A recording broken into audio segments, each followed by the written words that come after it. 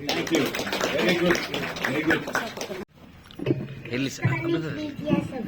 ಸಹೋದರ ಸಹೋದರಿಯರೇ, 1 ತಿಮೋಥೆಯನಿಗೆ 2ನೇ ಅಧ್ಯಾಯ 5 ವಚನ. ಯಾಕೆಂದರೆ ದೇವರು ಒಬ್ಬನೇ, ದೇವರಿಗೂ ಮನುಷ್ಯರಿಗೂ ಮಧ್ಯಸ್ಥನು ಒಬ್ಬನೇ, ಮನುಷ್ಯನಾಗಿರುವ ಕ್ರಿಸ್ತನು. ದೇವರಿಗೆ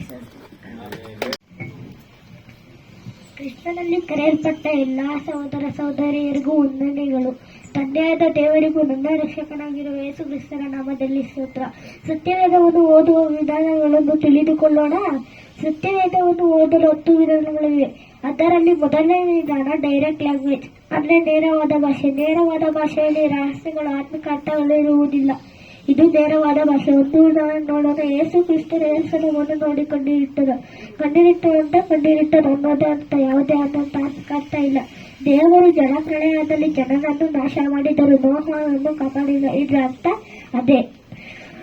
ದೇವರು ಆದಾಮುಗಳಿಗೆ ಹಣ್ಣನ್ನು ತಿನ್ಬೇಡ ಅಂತಾನೆ, ಇದರ ಅರ್ಥ ತಿನ್ಬೇಡ ಅಂತ ಇದ್ದೇನು ಕೂಡ ಅರ್ಥ ಇಲ್ಲ. ಇದು ನೇರವಾದ ಭಾಷೆ. ದೇವರಿಗೆ ಸ್ತೋತ್ರ. ಕರ್ತನಲ್ಲಿ ಪ್ರೀತಿಯ ಸಹೋದರ ಸಹೋದರಿಯರೇ, ಇವತ್ತು ಸತ್ಯವೇದ ಓದವನ್ನು 2ನೇ ವಿಧವನ್ನು ತಿಳಿದುಕೊಳ್ಳೋಣ. ಅದು ಯಾವುದು ಎಂದರೆ ಸಿಂಬಾಲಿಕ್ ಲ್ಯಾಂಗ್ವೇಜ್, ಆತ್ಮಿಕ ಅರ್ಥ ನೀಡುವ ಭಾಷೆ. ನಮ್ಮ ಸತ್ಯವೇದವನ್ನು ಓದುವ 2 ಭಾಷೆಗಳನ್ನು ತುಂಬಾ ಮುಖ್ಯವಾಗಿವೆ. ಅವು ಯಾವುವು ಎಂದರೆ ಚಿಹ್ನೆಗಳ ಭಾಷೆ, ನೇರವಾಗಿ ಭಾಷೆ. ಪ್ರಸಂಗಿ 11ನೇ ಅಧ್ಯಾಯ 1ನೇ ವಚನದಲ್ಲಿ, ನಿನ್ನ ಆಹಾರವನ್ನು ನೀರಿನಲ್ಲಿ ಮೇಲೆ ಚೆಲ್ಲು, ಬಹುದಿನ ಮೇಲೆ ಅದು ನಿಮಗೆ ಸಿಗುವುದು ಅಂತ ಬರೆದಿದೆ. ನನ್ನ ಆಹಾರವನ್ನು ನೀರಿನಲ್ಲಿ ಚೆಲ್ಲಿದರೆ ಎಲ್ಲ ಮಿಕ್ಸ್ ಆಗುತ್ತೆ. ಹಾಗಾದ್ರೆ ನೀರಿನಲ್ಲಿರುವ ಎಲ್ಲ ಮೀನುಗಳು ಬಂದು ತಿಂದು ಖಾಲಿ ಮಾಡುತ್ತವೆ. ಹಾಗಾದ್ರೆ ಈ ವಚನದ ಅರ್ಥವೇನು? ಇದು ಚಿಹ್ನೆಗಳ ಭಾಷೆ. ರೊಟ್ಟಿ ಅಂದರೆ ಏನು, ನೀರು ಅಂದರೆ ಅಂತ ಹುಡುಕಬೇಕು. ರೊಟ್ಟಿ ಎಂದರೆ ದೇವರ ವಾಕ್ಯ. ನೀರು ಎಂದರೆ ಪ್ರಕಟಣೆ 17ನೇ ಅಧ್ಯಾಯ 15ನೇ ವಚನದಲ್ಲಿ, ನಿನ್ನ ಪ್ರಜೆ, ಸಮೂಹ, ಜನ, ಭಾಷೆ ಇವುಗಳನ್ನು ಸೂಚಿಸಬೇಕು. ಈಗ ಪ್ರಜೆ, ಸಮೂಹ, ಜನ, ನಾವು ಬೇರೆಯವರಿಗೆಲ್ಲ ಸೂಚಿಸಬೇಕು. ನಮಗೆ ಅರ್ಥ ಆಗಿದ್ರೆ ಬೇರೆಯವರಿಗೆಲ್ಲ ಅರ್ಥ ಮಾಡಬೇಕು. ನಮಗೆ ತಕ್ಷಣ ಉತ್ತರ ಬರುವುದಿಲ್ಲ. ಬಹಳ ದಿನಗಳ ನಂತರ ನಮಗೆ ಪ್ರತಿಫಲ ಬಂದೇ ಬರುತ್ತದೆ. ಈಗ ನಮಗೆ ತಕ್ಷಣ ಉತ್ತರ ಬರುವುದಿಲ್ಲ. ಸುಮಾರು ದಿನ ಆದ ಮೇಲೆ ಪ್ರತಿಫಲ ಬಂದೇ ಬರುತ್ತದೆ. ಇದು ಓದುವ 2ನೇ ವಿಧ. ದೇವರಿಗೆ ಸ್ತೋತ್ರ. ಆಮೇನ್.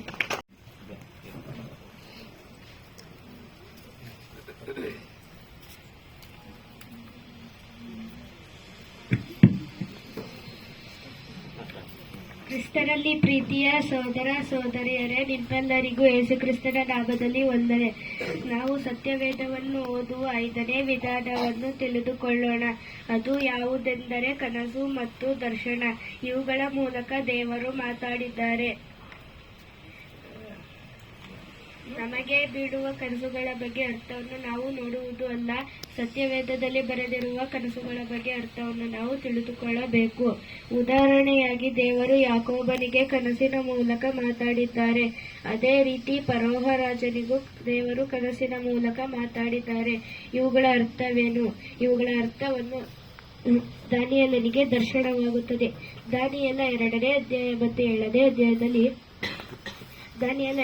ಅಧ್ಯಾಯದಲ್ಲಿ ಒಂದು ದೊಡ್ಡ ಶಿಲೆ ನಿಂತಿರುವುದನ್ನು ನೋಡುತ್ತಾನೆ. ಅದಕ್ಕೆ ಒಂದು ಗುಂಡು ಬಂಡೆ ಬಂದು ಬಡಿಯುತ್ತದೆ. ಇದರ ಅರ್ಥವೇನು? 7ನೇ ಅಧ್ಯಾಯದಲ್ಲಿ 4 ಮೃಗಗಳು ಸಮುದ್ರದಿಂದ ಎದ್ದು ಬರುವುದನ್ನು ದಾನಿಯೇಲ ನೋಡುತ್ತಾನೆ. ಇವುಗಳ ಅರ್ಥವೇನು? ಇವುಗಳ ಅರ್ಥವನ್ನು ಸತ್ಯವೇದದಲ್ಲಿ ಅದರದೇ ಆದ ರೀತಿಯಲ್ಲಿ ಹುಡುಕಿ ತಿಳಿದುಕೊಳ್ಳಬೇಕು. ಇದು 5ನೇ ವಿಧಾನ. ದೇವರಿಗೆ ಸ್ತೋತ್ರ. ಕ್ರಿಸ್ತನಲ್ಲಿ ಪ್ರೀತಿಯ ಸಹೋದರ ಸಹೋದರಿಯರೇ, ಎಲ್ಲರಿಗೂ ನನ್ನ ನಮಸ್ಕಾರಗಳು. ಈ ದಿನ ನಾವು ಸತ್ಯವೇದವನ್ನು ಓದುವ 6ನೇ ವಿಧಾನವನ್ನ ತಿಳಿದುಕೊಳ್ಳೋಣ. ಅದು ಯಾವುದೆಂದರೆ ಡಿಸ್ಪ್ಯಾಷನಲ್ ಟ್ರೂತ್, ಅಂದ್ರೆ ಕಾಲಕ್ಕೆ ಸಂಬಂಧಪಟ್ಟ ವಾಕ್ಯಗಳನ್ನ ನಾವೇನ್ ಮಾಡಬೇಕು, ಆ ಕಾಲಕ್ಕೆ ತಕ್ಕಂತೆ ಉಪಯೋಗಿಸಿ ನೋಡಬೇಕು.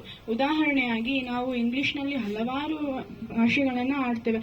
ಆದರೆ ಅದರಲ್ಲಿ ಕೆಲವೊಂದು past tense, present tense, future tense, ಅಂದರೆ ಭೂತಕಾಲ, ವರ್ತಮಾನ ಕಾಲ, ಭವಿಷ್ಯತ್ ಕಾಲ. ಇದೇ ರೀತಿಯಾಗಿ ಸತ್ಯವೇದದ ಕೆಲವು ವಾಕ್ಯಗಳು ಭೂತಕಾಲಕ್ಕೆ ಏನಾಗುತ್ತೆ, ಬಳಕೆ ಆಗುತ್ತದೆ. ಅದನ್ನು ಅವಾಗಲೇ ಬಳಕೆ ಮಾಡಿ ನೋಡಬೇಕು. ಇನ್ನೂ ಕೆಲವು ವಾಕ್ಯಗಳು ವರ್ತಮಾನ ಕಾಲಕ್ಕೆ ಬಳಕೆ ಆಗುತ್ತದೆ. ಇನ್ನೂ ಕೆಲವು ವಾಕ್ಯಗಳು ಭವಿಷ್ಯತ್ ಕಾಲಕ್ಕೆ ಬಳಕೆ ಆಗುತ್ತದೆ. ಅದನ್ನು ಅದೇ ರೀತಿಯಾಗಿ ಏನ್ ಮಾಡಬೇಕು, ಓದಿ ತಿಳಿದುಕೊಳ್ಳಬೇಕು. ಉದಾಹರಣೆಯಾಗಿ ಮದುವೆ. ಈ ವಿಷಯದಲ್ಲಿ ನ್ಯಾಯ ಪ್ರಮಾಣದ ಕಾಲದಲ್ಲಿ ಏನಿತ್ತು ಅಂತ ಅಂದ್ರೆ ಮೋಶೆಯ ಕಾಲದಲ್ಲಿ ನಾವು ಎಷ್ಟು ಸಾರಿ ಬೇಕಾದ್ರೂ ಏನಾಗ್ಬೋದಾಗಿತ್ತು, ಮದುವೆ ಆಗ್ಬೋದಾಗಿತ್ತು.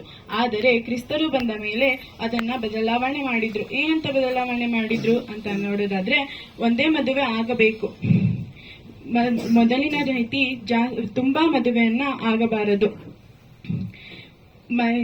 ಹಾಗಾದರೆ ಕ್ರಿಸ್ತನ ರಾಜ್ಯದಲ್ಲಿ ಮದುವೆ ಇರುತ್ತಾ ಅಂತ ನೋಡೋದಾದ್ರೆ, ಬರುವಂತಹ ಪುನರುತ್ಥಾನದ ಕಾಲದಲ್ಲಿ ಮದುವೆ ಅನ್ನೋದು ಇರುವುದಿಲ್ಲ. ಮತ್ತಾಯ 19ನೇ ಅಧ್ಯಾಯ 9ನೇ ವಚನದಲ್ಲಿ, ಆಧಾರದ ಕಾರಣದಿಂದಲ್ಲದೆ ತನ್ನ ಹೆಂಡತಿಯನ್ನು ಬಿಟ್ಟು ಮತ್ತೊಬ್ಬಳನ್ನು ಮದುವೆ ಮಾಡಿಕೊಳ್ಳುವವನು ವ್ಯಭಿಚಾರ ಮಾಡುವವನಾಗುತ್ತಾನೆ ಎಂದು ನಿಮಗೆ ಹೇಳುತ್ತೇನೆ. ಈ ವಚನದಲ್ಲಿ ತನ್ನ ಹೆಂಡತಿಯನ್ನು ಬಿಟ್ಟು ಮತ್ತೊಬ್ಬಳನ್ನು ಮದುವೆ ಮಾಡಿಕೊಳ್ಳುವವನು ಕೆಟ್ಟ ನಡತೆಗೆ ಸಮಾನನಾಗಿದ್ದಾನೆ ಎಂದು ನೋಡುತ್ತೇವೆ. ಒಂದೇ ಸಾರಿ ಮದುವೆ ಮಾಡಿಕೊಳ್ಳಬೇಕು. ಮದುವೆ ಮಾಡಿಕೊಂಡ ಮೇಲೆ ಯಾವುದೇ ಕಾರಣಕ್ಕೂ ಬಿಡುವಂತಿಲ್ಲ. ದೇವರು ಕೂಡಿಸಿದ್ದನ್ನು ಮನುಷ್ಯರು ಅಗಲಿಸಬಾರದು. ಇನ್ನೊಂದು ವಚನವನ್ನು ನೋಡೋಣ. ಮತ್ತಾಯ 22ನೇ ಅಧ್ಯಾಯ 30ನೇ ವಚನ. ಈ ವಚನದಲ್ಲಿ ಪುನರುತ್ಥಾನದ ಕಾಲದಲ್ಲಿ ಮದುವೆ ಮಾಡಿಕೊಳ್ಳುವುದೂ ಇಲ್ಲ, ಮಾಡಿಕೊಡುವುದೂ ಇಲ್ಲ. ಅವರು ಪರಲೋಕದಲ್ಲಿರುವ ದೇವದೂತರಂತೆ ಇರುತ್ತಾರೆ. ಸೊ ಈ ವಚನದಲ್ಲಿ ಪುನರುತ್ಥಾನವಾದ ಮೇಲೆ ತಾವು ಕೂಡ ಮದುವೆ ಮಾಡಿಕೊಳ್ಳುವ ಹಾಗೆ ಇಲ್ಲ ಮತ್ತು ಬೇರೆಯೊಬ್ಬರಿಗೂ ಕೂಡ ಮದುವೆ ಮಾಡಿಕೊಡುವ ಹಾಗೆ ಇಲ್ಲ. ಅವರು ಸಂಪೂರ್ಣವಾಗಿ ಪರಲೋಕದಲ್ಲಿರುವ ದೇವದೂತರಂತೆ ಇರುತ್ತಾರೆ. ಇದು ಸತ್ಯವೇದವನ್ನು ಓದುವ 6ನೇ ವಿಧಾನ. ದೇವರಿಗೆ ಸ್ತೋತ್ರ. ಆಮೆನ್. ಸಹೋದರ ಸಹೋದರಿಯರೇ, ಸತ್ಯವೇದವನ್ನು ಓದುವ 7ನೇ ವಿಧಾನವನ್ನು ತಿಳಿದುಕೊಳ್ಳೋಣ. ಅದು ಯಾವುದು ಎಂದರೆ ಪ್ರವಾದನೆಯ ಭಾಷೆ. ಸತ್ಯವೇದದಲ್ಲಿ ಅನೇಕ ಪ್ರವಾದನೆಯನ್ನು ಕೊಟ್ಟಿದ್ದಾರೆ. ಸತ್ಯವೇದದಲ್ಲಿ ಮೊದಲನೇ ಪ್ರವಾದನೆ ಯಾವುದು ಎಂದರೆ ಆದಿಕಾಂಡ 3ನೇ ಅಧ್ಯಾಯ 15ನೇ ವಚನ. ನಿನಗೂ ಈ ಸ್ತ್ರೀಗೂ ನಿನ್ನ ಸಂತಾನಕ್ಕೂ ಈ ಸ್ತ್ರೀ ಸಂತಾನಕ್ಕೂ ಹಗೆತನೆ ಇರುವ ಹಾಗೆ ಮಾಡುವೆನು. ಈಕೆಯ ಸಂತಾನವು ನಿನ್ನ ತಲೆಯನ್ನು ದಜ್ಜುವುದು, ನೀನು ಅದರ ಹಿಮ್ಮಡಿಯನ್ನು ಕಚ್ಚುವಿ. ಇಲ್ಲಿ ಸರ್ಪ ಅಂದರೆ ಯಾರು, ಸ್ತ್ರೀ ಸಂತತಿ ಅಂದರೆ ಯಾರು ಎಂದು ನಾವು ಸತ್ಯವೇದದಲ್ಲಿ ಹುಡುಕಬೇಕು. ಇದು ಪ್ರವಾದನೆಯ ಭಾಷೆ. ಇದನ್ನು ನಾವು ಪ್ರವಾದನೆಯ ರೀತಿಯಲ್ಲಿ ಅರ್ಥ ಮಾಡಿಕೊಳ್ಳಬೇಕು. ದೇವರಿಗೆ ಸ್ತೋತ್ರ. Thank you. ಕ್ರಿಸ್ತನಲ್ಲಿ ಪ್ರೀತಿಯ ಸಹೋದರ ಸಹೋದರಿಯರೇ, ಸತ್ಯವೇದವನ್ನು ಓದುವ 8ನೇ ವಿಧಾನ ಯಾವುದೆಂದರೆ ಕಾಂಟೆಕ್ಸ್ಟ್ ಸ್ಟಡಿ. ಕಾಂಟೆಕ್ಸ್ಟ್ ಸ್ಟಡಿ ಅಂದರೆ ಒಂದು ವಾಕ್ಯವನ್ನು ಓದಿ ನಾವು ನಿರ್ಧಾರಕ್ಕೆ ಬರಬಾರದು. ಆ ವಾಕ್ಯ ಯಾವುದರ ಕುರಿತು ಹೇಳುತ್ತದೆಂದು ನಿಧಾನವಾಗಿ ವಿಭಾಗಿಸಿ ಓದಬೇಕು. ಅದನ್ನು ನಾವು ಮತ್ತಾಯ 13ನೇ ಅಧ್ಯಾಯದಲ್ಲಿ ನೋಡುವುದು. ಇದ್ದವನಿಗೆ ಕೊಡಲ್ಪಡುವುದು, ಇಲ್ಲದವನ ಕಡೆಯಿಂದ ಇದ್ದಿದ್ದು ತೆಗೆಯಲ್ಪಡುವುದು. ಇದನ್ನು ನಾವು ಹೇಗೆ ಅರ್ಥ ಮಾಡಿಕೊಂಡೆವು ಅಂದರೆ, ವಾಕ್ಯದ ಮೇಲೆ ಓದಿದೆವು, ವಾಕ್ಯದ ಕೆಳಗೆ ಓದಿದೆವು. ಆಗ ಈ ವಚನ ದುಡ್ಡಿನ ಕುರಿತು ಹೇಳುತ್ತಿಲ್ಲ, ದೇವರ ಜ್ಞಾನದ ಕುರಿತು ಹೇಳುತ್ತಿದೆ ಎಂದು ತಿಳಿದುಕೊಂಡೆವು. ಇದು ಕಾಂಟೆಕ್ಸ್ಟ್ ಸ್ಟಡಿ. ದೇವರಿಗೆ ಸ್ತೋತ್ರ. ಪ್ರೀತಿಯ ಸಹೋದರ ಸಹೋದರಿಗಳೇ, ಎಲ್ಲರಿಗೂ ನಮಸ್ತೆ. ಇವಾಗ ನನಗೆ ಕೊಟ್ಟಿರೋ ಟಾಪಿಕ್ ಕ್ರನಾಲಜಿ. ಕ್ರನಾಲಜಿ ಅಂದರೆ ಕಾಲಗಣನ ಬಗ್ಗೆ ನೋಡೋಣ. ಆದಾಮಿಂದ ಜಲಪ್ರವಾಹದವರೆಗೆ 1656 ವರ್ಷಗಳು, ಜಲಪ್ರವಾಹದಿಂದ ತೆರಾಹನ ಮರಣದವರೆಗೆ 427 ವರ್ಷಗಳು, ತೆರಾಹನ ಮರಣದಿಂದ ಧರ್ಮಶಾಸ್ತ್ರ ಕಟ್ಟಿದವರೆಗೆ 430 ವರ್ಷಗಳು, ಧರ್ಮಶಾಸ್ತ್ರ ಕಟ್ಟಿದ್ದನ್ನು ಕಾನಾನ್ ದೇಶ ವಿಭಾಗಿಸಿದವರೆಗೆ 46 ವರ್ಷಗಳು, ನ್ಯಾಯಾಧಿಪತಿಗಳ ಕಾಲ 450 ವರ್ಷಗಳು, ಅರಸರುಗಳ ಕಾಲ 513 ವರ್ಷಗಳು, ಬಾಬಿಲೋನ್ ಸೆರೆಯಾಗಿದ್ದ ಕಾಲ 70 ವರ್ಷಗಳು, ಬಾಬಿಲೋನ್ ಸೆರೆಯಿಂದ ಬಿಡುಗಡೆಯಾಗಿ ಕ್ರಿಸ್ತನ ಜನ್ಮದವರೆಗೆ 536 ವರ್ಷಗಳು, ಒಟ್ಟು 4128 ವರ್ಷಗಳು. ದೇವರಿಗೆ ಸ್ತೋತ್ರ, ಯೇಸು ಕ್ರಿಸ್ತರಿಗೆ ಸ್ತೋತ್ರ. ಎಲ್ಲರಿಗೂ ಧನ್ಯವಾದಗಳು. ಸತ್ಯವೇದವನ್ನು ಓದುವ 10ನೇ ವಿಧಾನವನ್ನು, ಈ ಕೊನೆ ವಿಧಾನವನ್ನು ತಿಳಿದುಕೊಳ್ಳೋಣ. Topic study. ಆದಿಕಾಂಡದಿಂದ ಪ್ರಕಟಣೆ ಪುಸ್ತಕವರೆಗೆ ಓದಬೇಕು. ನಾವು ಒಂದು ವಿಚಾರ ಮಾತಾಡಬೇಕು ಎಂದರೆ ಇಡೀ ಸತ್ಯವೇದ ಪುಸ್ತಕವನ್ನು ವಚನವನ್ನು ಸಂಗ್ರಹಿಸಿ ಮಾತಾಡಬೇಕು. ಒಂದು ಉದಾಹರಣೆ ನೋಡೋಣ. ಯೇಸು ಕ್ರಿಸ್ತರು ಹುಟ್ಟಿದ್ದು ಒಂದು ಪುಸ್ತಕದಲ್ಲಿ ಕೊಟ್ಟಿದ್ದಾರೆ, ಬೆಳೆದಿರುವ ಬಗ್ಗೆ ಒಂದು ಪುಸ್ತಕದಲ್ಲಿ ಕೊಟ್ಟಿದ್ದಾರೆ, ಸತ್ತಿದ್ದು ಒಂದು ಪುಸ್ತಕದಲ್ಲಿ ಕೊಟ್ಟಿದ್ದಾರೆ. ಅದಕ್ಕೆ ಯೇಸು ಕ್ರಿಸ್ತರು ಏನೆನ್ನುತ್ತಾರೆಂದರೆ, ಸತ್ಯವನ್ನು ತಿಳಿದುಕೊಳ್ಳಿರಿ, ಸತ್ಯವು ನಿಮ್ಮನ್ನು ಬಿಡುಗಡೆ ಮಾಡುವುದು. ಇದು ಸತ್ಯವೇದವನ್ನು ಓದುವ 10ನೇ ವಿಧಾನ. ದೇವರಿಗೆ ಸ್ತೋತ್ರ. ಆಮೆನ್. ಸಹೋದರಿಯರಿಗೆ ತಂದೆಯಾದ ದೇವರ ನಾಮದಲ್ಲಿಯೂ ರಕ್ಷಕನಾದ ಯೇಸು ಕ್ರಿಸ್ತ ನಾಮದಲ್ಲಿ ವಂದನೆಗಳು. ಇವತ್ತು ನಾವು ಯೇಸು ಕ್ರಿಸ್ತನಿಗೆ ಲೋಕರಕ್ಷಕರಾದರು ಅಂತ ನೋಡೋಣ. ನಮ್ಮಲ್ಲಿರುವ ದಂಡನೆ ಮರಣದಂಡನೆ. ಈ ಮರಣದಂಡನೆಯಿಂದ ನಮ್ಮನ್ನು ವಿಮೋಚಿಸಲು ಯೇಸು ಕ್ರಿಸ್ತ ಅವರ ಜೀವವನ್ನು ಕೊಟ್ಟರು. ಇದು ಹಿಂಗೆ ಈಗ ಟ್ರಾಫಿಕ್ ಪೊಲೀಸ್ ಅವರು ನಾವೇನು ಟ್ರಾಫಿಕ್ ರೂಲ್ಸ್ ವೈಲೇಟ್ ಮಾಡಿದ್ರೆ ನಮಗೆ ದಂಡ ಕಟ್ಟಕ್ಕೆ ಹೇಳ್ತಾರೆ. ನಮಗೆ ದಂಡ ಕಟ್ಟಕ್ ಆಗದ ಸಮಯದಲ್ಲಿ ನಮ್ಮ ಗೆಳೆಯರು ಅಂದ್ಬಿಟ್ಟು ನಮ್ಮ ದಂಡನ ಕಟ್ಟಿದ್ರೆ ಪೊಲೀಸರು ನಮ್ಮನ್ನ ಬಿಡ್ತಾರೆ. ಇದೇ ರೀತಿಯಲ್ಲಿ ಯೇಸು ಕ್ರಿಸ್ತರು ನಮ್ಮೇಲಿರುವ ದಂಡನೆಯನ್ನು ಅವರು ತಗೊಂಡು ಅವರ ಜೀವವನ್ನು ಕೊಟ್ಟು ನಮ್ಮನ್ನು ವಿಮೋಚಿಸಿದ್ರು. ಅದಕ್ಕೆ ಯೇಸು ಕೃಷ್ಣ ಲೋಕರಕ್ಷಕ ಆತ ಅನ್ನೋದು. ಇಲ್ಲಿ ಲೋಕ ಅಂದ್ರೆ ಬರೀ ಕ್ರಿಶ್ಚಿಯನ್ಸ್ ಮಾತ್ರ ಅಲ್ಲ, ಇಡೀ ಲೋಕ. ಅದಕ್ಕೆ ಅವನ್ನ ಲೋಕರಕ್ಷಕ ಆತ ಅನ್ನೋದು. ಅದಕ್ಕೆ ಆಕ್ಟ್ಸ್ 4:12 ಅನ್ನೋದು ಯೇಸು ಕೃಷ್ಣ ನಾಮ ಬಿಟ್ಟು ಬೇರೆ ಯಾವ ನಮ್ಮದಲ್ಲಿ ರಕ್ಷಣೆ ಇಲ್ಲ ಅಂತ. ಓದೋಣ ಆಕ್ಟ್ಸ್ 4:12.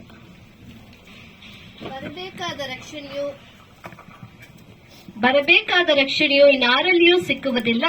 ಆ ಹೆಸರಿನಿಂದಲೇ ಹೊರತು ಆಕಾಶದ ಕೆಳಗೆ ಮನುಷ್ಯರೊಳಗೆ ಕೊಡಲ್ಪಟ್ಟಿರುವ ಬೇರೆ ಯಾವ ಹೆಸರಿನಿಂದಲೂ ನಮಗೆ ರಕ್ಷಣೆಯಾಗುವುದಿಲ್ಲ ಎಂದು ಹೇಳಿದನು.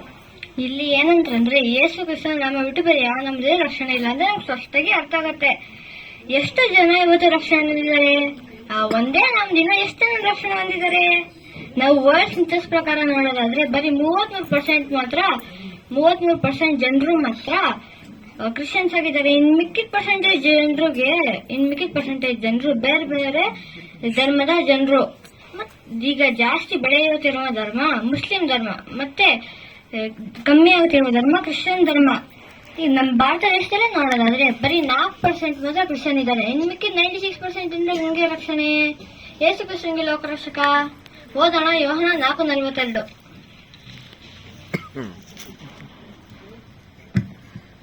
ಆತನ ವಾಕ್ಯವನ್ನು ಕೇಳಿ ನಂಬಿ ಆ ಹೆಂಗಸಿಗೆ, ನಾವು ಆತನನ್ನು ನಂಬಿರುವುದು ಇದು ನಿನ್ನ ಮಾತಿನ ಮೇಲೆ ಅಲ್ಲ, ನಾವು ಕಿವಿಯಾರೆ ಕೇಳಿ ಈತನು ಲೋಕರಕ್ಷಕನೇ ಹೌದೆಂದು ತಿಳ್ಕೊಂಡಿದ್ದೇವೆ ಎಂದು ಹೇಳಿದರು.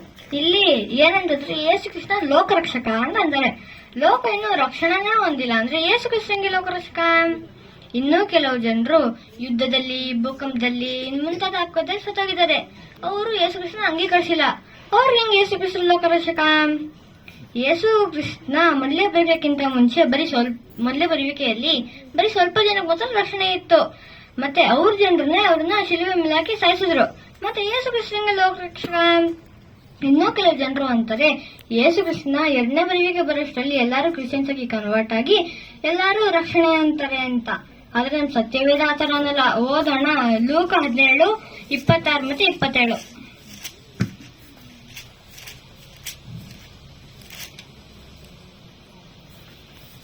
ನೋಹನ ದಿವಸಗಳಲ್ಲಿ ನಡೆದ ಹಾಗೆ ಮನುಷ್ಯಕುಮಾರನ ದಿವಸಗಳಲ್ಲಿಯೂ ನಡೆಯುವುದು. ನೋಹನು ನಾವಿಯಲ್ಲಿ ಸೇರಿದ ದಿನದ ತನಕ ಜನರು ಊಟ ಮಾಡುತ್ತಿದ್ದರು, ಕುಡಿಯುತ್ತಿದ್ದರು, ಮದುವೆ ಮಾಡಿಕೊಳ್ಳುತ್ತಿದ್ದರು. ಆಗ ಜಲಪ್ರಳಯವು ಬಂದು ಎಲ್ಲರನ್ನೂ ನಾಶ ಮಾಡಿತು. ಇಲ್ಲಿ ಏನಂದ್ರೆ ನೋಹನ್ ದಿವಸಗಳಲ್ಲಿ ಹೆಂಗಿತ್ತೋ ಹಂಗೆ ಮನುಷ್ಯ ಕುಮಾರನು ಬರ್ಬೇಕಾಗಿರೋ ದಿವಸದಲ್ಲಿ ಹಂಗೆ ಇರತ್ತೆ ಅಂತ ಅಂತಾರೆ. ಅದಕ್ಕೆ ಯೇಸು ಕ್ರಿಸ್ತರು ಲೂಕ 18:8 ಅನ್ನೋದು ಮನುಷ್ಯ ಕುಮಾರ ಬರ್ಬೇಕಾದ್ರೆ ಲೋಕದಲ್ಲಿ ನಂಬಿಕೆ ಕಾಣುವನೋ ಅಂತ. ಇಲ್ಲಿ ನಂಬಿಕೆ ಕಾಣುವನೋ ಅಂದ್ರೆ ಲೋಕದಲ್ಲಿ ನಂಬಿಕೆನೇ ಇರಲ್ಲ ಅಂತ ಅರ್ಥ. ಮತ್ತೆ ಯೇಸು ಕ್ರಿಸ್ತನಿಗೆ ಲೋಕರಕ್ಷಕ. ಯೇಸು ಕೃಷ್ಣ ಮೊದಲೇ ಬರೆಯೋಕ್ಕಿಂತ ಮುಂಚೆ 4,000 ವರ್ಷವರೆಗೂ ಜನರು ಇದ್ರು. ಇದಕ್ಕೆ ಇನ್ನೂ ಕೆಲವು ಜನರು ಏನಂತಂದ್ರೆ ದೇವರು ಯೇಸು ಕೃಷ್ಣ ಮೊದಲೇ ಬರೋಕ್ಕಿಂತ ಮುಂಚೆ ದೇವರು 2 ಭಾಗ ಮಾಡಿದ್ರು ಅಂತ. ಮನುಷ್ಯಾಕ್ಷಿ ಕಾಲ ಮತ್ತೆ ಧರ್ಮಶಾಸ್ತ್ರ ಕಾಲ ಅಂತ. ಮನುಷ್ಯಾಕ್ಷಿ ಕಾಲದಲ್ಲಿ ಮನುಷ್ಯಾಕ್ಷರ ಪ್ರಕಾರ ತೀರ್ಪಾಗ್ತಿತ್ತು, ಮತ್ತೆ ಧರ್ಮಶಾಸ್ತ್ರ ಕಾಲದಲ್ಲಿ ಧರ್ಮಶಾಸ್ತ್ರ ಪ್ರಕಾರ ತೀರ್ಪಾಗ್ತಿತ್ತು ಅಂತ. ಹಾಗಾದ್ರೆ ಯಾರಾದ್ರೂ ಸತ್ಯವೇದದಲ್ಲಿ ಧರ್ಮಶಾಸ್ತ್ರ ಪ್ರಕಾರ ನೀತಿವಂತರಾಗಿದ್ದಾರ? ಓದೋಣ ರೋಮ 3:20. ಯಾಕೆಂದರೆ ಯಾವನಾದರೂ ನೇಮನಿಷ್ಠೆಗಳನ್ನು ಅನುಸರಿಸಿ ದೇವರ ಸನ್ನಿಧಿಯಲ್ಲಿ ನೀತಿವಂತನೆಂದು ನಿರ್ಣಯಿಸಲ್ಪಡುವುದಿಲ್ಲ, ಧರ್ಮಶಾಸ್ತ್ರದಿಂದ ಪಾಪದ ಅರಿವು ಉಂಟಾಗುತ್ತದಷ್ಟೇ. ಇಲ್ಲಿ ಏನಂತಂದ್ರೆ ಧರ್ಮಶಾಸ್ತ್ರದಿಂದ ಯಾರು ನೀತಿವಂತರಾಗಲ್ಲ ಅಂತ ಅಂತಾರೆ. ಅದಕ್ಕೆ ಗಲೇಷಿಯನ್ಸ್ 2:21 ಹೇಳೋದು, ಯಾರಾದ್ರೂ ಧರ್ಮಶಾಸ್ತ್ರ ಪ್ರಕಾರ ನೀತಿವಂತರಾಗಂಗಿದ್ರೆ ಯೇಸು ಕೃಷ್ಣ ಮರಣ ವ್ಯರ್ಥವಾಗ್ತಿತ್ತು ಅಂತ. ಯಾರು ಧರ್ಮಶಾಸ್ತ್ರ ಪ್ರಕಾರನೇ ನೀತಿವಂತರಾಗಕ್ಕಾಗಿಲ್ಲ ಅಂದ್ರೆ ಮನುಷ್ಯಾಕ್ಷಿ ಪ್ರಕಾರ ನೀತಿವಂತರಾಗಕ್ ಸಾಧ್ಯ? ಅದಕ್ಕೆ ರೋಮ 3:10 ಅಪೊಸ್ತಲ ಪೌಲ್ ಅನ್ನೋದು ಯಾರು ನೀತಿವಂತರು ಇಲ್ಲ ಅಂತ. ನಾವೆಲ್ಲರೂ ಪಾಪಿಗಳು. ಓದೋಣ ರೋಮ 3:9-12. ಹಾಗಾದರೆ ಏನು ಹೇಳಬೇಕು? ನಾವು ಅನ್ಯರಿಗಿಂತ ಉತ್ತಮ ಸ್ಥಾನದಲ್ಲಿದ್ದೇವೋ? ಎಷ್ಟು ಮಾತ್ರಕ್ಕೂ ಇಲ್ಲ. ಯಹೂದ್ಯರೇ ಆಗಲಿ ಗ್ರೀಕರೇ ಆಗಲಿ ಎಲ್ಲರೂ ಪಾಪಕ್ಕೆ ಒಳಬಿದ್ದವರೆಂದು ಮೊದಲೇ ತೋರಿಸಿಕೊಟ್ಟಿದ್ದೇವಲ್ಲ. ಇದು ಶಾಸ್ತ್ರದಲ್ಲಿ ಬರೆದಿರುವ ಮಾತುಗಳಿಗೆ ಸರಿಯಾಗಿದೆ. ಅವು ಯಾವುವೆಂದರೆ, ನೀತಿವಂತನೂ ಇಲ್ಲ, ಒಬ್ಬನಾದರೂ ಇಲ್ಲ, ತಿಳುವಳಿಕೆಯುಳ್ಳವನೂ ಇಲ್ಲ, ದೇವರನ್ನು ಹುಡುಕುವವನೂ ಇಲ್ಲ, ಎಲ್ಲರೂ ದಾರಿ ತಪ್ಪಿ ನಡೆಯುತ್ತಾರೆ, ಎಲ್ಲರೂ ಕೆಲಸಕ್ಕೆ ಬಾರದವರಾದರೂ ಒಳ್ಳೆಯದನ್ನು ಮಾಡುವವನು ಇಲ್ಲ, ಒಬ್ಬನಾದರೂ ಇಲ್ಲ.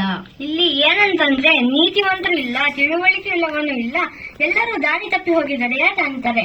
ಹಾಗಾದ್ರೆ ಯೇಸು ಕ್ರಿಸ್ತ ಮೊದಲೇ ಬರೆಯೋಕ್ಕಿಂತ ಮುಂಚೆ ಯಾರಿಗೂ ರಕ್ಷಣೆ ಇಲ್ಲ ಅಂದ್ರೆ, ಅವ್ರು ಬಂದ ಮೇಲೆ ಬರೀ 33% ಮಾತ್ರ ರಕ್ಷಣೆ ಅಂದ್ರೆ ಯೇಸು ಕ್ರಿಸ್ತನಿಗೆ ಲೋಕರಕ್ಷಕ. ಇನ್ನೂ ಕೆಲವು ಜನರು ಬುದ್ಧಿಮಂದ್ಯರಾಗಿ ಹುಟ್ಟಲ್ಪಡ್ತಾರೆ. ಅವ್ರಿಗೆ ಅಪ್ಪ ಗೊತ್ತಿಲ್ಲ, ಅಮ್ಮ ಗೊತ್ತಿಲ್ಲ. ಅವ್ರಿಗೆ ಯೇಸು ಕ್ರಿಸ್ತ ಲೋಕರಕ್ಷಕ? ದೇವರು ಲೋಕವನ್ನೇ ಪ್ರೀತಿ ಮಾಡಿ ಅವರ ಮಗನನ್ನು ಕೊಟ್ಟಿದ್ದಾರೆ. ಮತ್ತೆ ದೇವರನ್ನು ಯೋಜನೆ ಮಾಡಿಲ್ವಾ? ಹಾಗಾದ್ರೆ ದೇವರ ಯೋಜನೆ ಏನು? ಇದರ ಬಗ್ಗೆ ಮುಂದಿನ ಬ್ರದರ್ ಮಾತಾಡ್ತಾರೆ. ದೇವರ ವಾಕ್ಯವನ್ನು ಆಶೀರ್ವದಿಸಲಿ. ಆಮೇಲೆ ಸಮಾನವಾಗಿರುವ ಬೆಲೆ, ಕರೆಸ್ಪಾಂಡಿಂಗ್ ಪ್ರೈಸ್. ಏನಿದು ಸರಿ ಸಮಾನವಾಗಿರುವ ಬೆಲೆ ಅಂದ್ರೆ, ಈಗ ಒಂದು ಉದಾಹರಣೆ ನೋಡೋಣ. ಈಗ ನಾವು 10 ಗ್ರಾಂ ಚಿನ್ನವನ್ನು ಅಡಕ್ಕಿರ್ತೀವಿ. ಈಗ ನಮ್ಗೆ ಸರಿ ಸಮಾನವಾಗಿರುವ ದುಡ್ಡು ಬೇಕು. ಅದ್ ಜಾಸ್ತಿ ಕೊಟ್ರೆ ಜಾಸ್ತಿ ಆಗುತ್ತೆ, ಕಮ್ಮಿ ಕೊಟ್ರೆ ಕಮ್ಮಿ ಆಗುತ್ತೆ. ಅದು ಸರಿ ಸಮಾನವಾಗಿರೋ ಬೆಲೆ ಆಗಿಲ್ಲ. ಈ ರೀತಿ ನಮ್ಮ ಕರ್ತನು ಏನ್ ಮಾಡಿದ್ರು ಅಂದ್ರೆ, ಎಲ್ಲ ಮನುಷ್ಯರನ್ನು ವಿಮೋಚನೆ ಮಾಡೋದಕ್ಕೋಸ್ಕರ ವಿಮೋಚನೆ ಕ್ರಯದಾನ ಕೊಡ್ತಾರೆ. ಅಂದ್ರೆ ಸರಿ ಸಮಾನವಾಗಿರೋ ಬೆಲೆ ಕೊಡ್ತಾರೆ ಯೇಸು ಕ್ರಿಸ್ತರು. ಎಷ್ಟು ಬೆಲೆ ಕೊಟ್ರು, ಏನ್ ಬೆಲೆ ಕೊಟ್ರು, ಇದರ ಅರ್ಥ ಏನು? ದೇವ್ರ ನೀತಿ ಏನ್ ಹೇಳುತ್ತೆ ಎಂದು ವಿಮೋಚನೆ ಕಾಂಡ 21ನೇ ಅಧ್ಯಾಯ 23ನೇ ವಚನದಿಂದ 25ನೇ ವಚನದಲ್ಲಿ ತಿಳಿಸ್ತಾರೆ. ಯಾವ ಪ್ರಕಾರ ಪ್ರತಿದಂಡನೆ ಆಗ್ಬೇಕೆಂದು ಇಲ್ಲಿ ದೇವ್ರ ನೀತಿ ಬಹು ಸ್ಪಷ್ಟವಾಗಿ ತಿಳಿಸ್ತಾರೆ. ದೇವ್ರ ನೀತಿ ಏನ್ ಹೇಳುತ್ತೆ ಅಂದ್ರೆ, ಕಣ್ಣಿಗೆ ಕಣ್ಣು, ಹಲ್ಲಿಗೆ ಹಲ್ಲು, ಕೈಗೆ ಕೈ, ಕಾಲಿಗೆ ಕಾಲು, ಪ್ರಾಣಕ್ಕೆ ಬದಲಾಗಿ ಪ್ರಾಣ, ಜೀವಕ್ಕೆ ಬದಲಾಗಿ ಜೀವ ಅಂತ ಹೇಳ್ತಾರೆ. ಇಲ್ಲಿ ಎಲ್ಲೂ ಕಣ್ಣಿಗೆ ಬದಲಾಗಿ ಕಣ್ಣುಗಳು, ಹಲ್ಲಿಗೆ ಬದಲಾಗಿ ಹಲ್ಲುಗಳು, ಕೈಗೆ ಬದಲಾಗಿ ಕೈಗಳು ಅಂತ ಇಲ್ಲಿ ಎಲ್ಲೂ ಹೇಳಿಲ್ಲ. ಕೈಗೆ ಬದಲಾಗಿ ಕೈ ಅಂತಾರೆ. ಅಂದ್ರೆ ಒಂದಕ್ಕೆ ಒಂದೇ ಕೊಡಬೇಕು, ಒಂದಕ್ಕೆ ಎರಡಲ್ಲ. ಹಾಗಾದ್ರೆ ದೇವರು ಏನ್ ಹೇಳ್ತಾರಂದ್ರೆ, ಒಂದು ಜೀವಕ್ಕೆ ಒಂದೇ ಜೀವ ಕೊಡ್ಬೇಕು. ಯಾವ ರೀತಿ ಅಂದ್ರೆ, ಒಂದು ಉದಾಹರಣೆ ನೋಡೋಣ. ಈಗ ನಾವು ಬಸ್ಸಲ್ಲೂ ಪ್ರಯಾಣ ಮಾಡುವಾಗ ಬಸ್ ಟಿಕೆಟ್ ತಗೊಳ್ತೀವಿ. ಕಂಡಕ್ಟರ್ ಹತ್ರ ಹೇಳ್ತೀವಿ, ನಂಗೂ ನಮ್ಮ ಅಣ್ಣನಿಗೂ ಒಂದೇ ಬಸ್ ಟಿಕೆಟ್ ಕೊಡಿ ಅಂದ್ರೆ ಅದು ಕಂಡಕ್ಟರ್ ಒಪ್ಕೊಳ್ಳೋದಿಲ್ಲ. ಯಾಕೆ? ಒಂದ್ ಬಸ್ ಟಿಕೆಟ್ ನಲ್ಲಿ ಒಬ್ರು ಮಾತ್ರ ಪ್ರಯಾಣ ಮಾಡಕ್ ಆಗೋದು. ಒಂದ್ ಬಸ್ ಟಿಕೆಟ್ ನಲ್ಲಿ ಇಬ್ರು ಪ್ರಯಾಣ ಮಾಡೋದಕ್ಕೆ ಸಾಧ್ಯವಿಲ್ಲ. ಆಗಿರ್ಬೇಕಾದ್ರೆ ಯೇಸು ಕ್ರಿಸ್ತರ ಹತ್ತಿರ ಇದ್ದಿದ್ದ ಒಂದೇ ಜೀವ, ಒಬ್ಬನೇ ಮನುಷ್ಯ ಭೂಲೋಕಕ್ಕೆ ಬಂದು ಇಡೀ ಲೋಕಕ್ಕೆಲ್ಲ ಪ್ರಾಣ ಕೊಡೋದಕ್ಕೆ ಸಾಧ್ಯವಾಗುತ್ತಂದ್ರೆ ಖಂಡಿತವಾಗಿ ಸಾಧ್ಯನೇ ಇಲ್ಲ. ಅಲ್ಲಿ ಕೊಟ್ರಲ್ಲ, ಹೇಗ್ ಕೊಟ್ರು? ಮತ್ತೆ ದೇವ್ರ ನೀತಿ ಈ ಪ್ರಕಾರ ಒಂದು ಪ್ರಾಣಕ್ಕೆ ಒಂದೇ ಪ್ರಾಣ ಕೊಡೋದಕ್ಕೆ ಸಾಧ್ಯ. ಹಾಗಾದ್ರೆ ಒಂದು ಜೀವಕ್ಕೆ ಒಂದೇ ಜೀವ ಮಾತ್ರ ಕೊಡ್ಬೇಕು. ಅದಕ್ಕೆ ಯೇಸು ಕ್ರಿಸ್ತರು ಹತ್ತಿರ ಇರುವ ಒಂದೇ ಜೀವವನ್ನು ಅವರು ಒಬ್ಬ ಮನುಷ್ಯನಿಗೆ ಕೊಟ್ಟರು. ಯಾಕೆಂದರೆ ಒಬ್ಬ ಮನುಷ್ಯನಿಗೆ ಕೊಡೋದಕ್ಕೆ ಮಾತ್ರ ಸಾಧ್ಯವಾಗಿದ್ದು. ಅದರಿಂದ ಆ ಒಬ್ಬ ಮನುಷ್ಯ ಯಾರು ಎಂದು ಸತ್ಯವೇದದಲ್ಲಿ ನೋಡಿದ್ರೆ ಅದು ಯಾರು ಅಂದ್ರೆ ಮೊದಲನೇ ಮನುಷ್ಯನಾಗಿರುವ ಆದಾಮನು. ಯೇಸು ಕ್ರಿಸ್ತರು ತನ್ನ ಹತ್ತಿರ ಇರುವ ಒಂದೇ ಒಂದು ಜೀವವನ್ನು ಮೊದಲನೇ ಮನುಷ್ಯನಾಗಿರುವ ಆದಾಮನಿಗೆ ಒಪ್ಪಿಸಿಕೊಟ್ರು. ಯಾಕಪ್ಪ ಆದಾಮಿಗೆ ಒಪ್ಪಿಸಿಕೊಟ್ರು ಅಂದ್ರೆ, ಏದೇನ್ ತೋಟದಲ್ಲಿ ದೇವರು ಮೊದಲು ಆದಾಮನ್ನು ತನ್ನ ಸ್ವರೂಪದಲ್ಲಿ ತನ್ನ ಹೋಲಿಕೆ ಸರಿಯಾಗಿ ಸೃಷ್ಟಿ ಮಾಡ್ತಾರೆ. ಆದಾಮ್ಗೆ ಗಾಢ ನಿದ್ರೆ ಬಡಮಾರಿ ದೇವರು ಅವನ ಪಕ್ಕೆಯ ಎಲುಬಲ್ಲಿ ಒಂದನ್ನು ತೆಗೆದು ಅವ್ವಾಳನ್ನು ಸೃಷ್ಟಿ ಮಾಡ್ತಾರೆ.